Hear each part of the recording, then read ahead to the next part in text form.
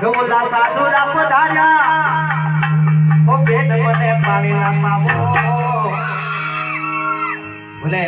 એવા મારા વિશ્વનાથ બાપુની ગામે ગામ એવો રથ ચાલી રહ્યો છે પણ આજે સાવલી ગામે વિશ્વનાથ બાપુને અહીંયાથી લઈ જવામાં આવે છે પણ એવી આવે મોજ હોય રૂડી ત્યારે ગુરુ વિના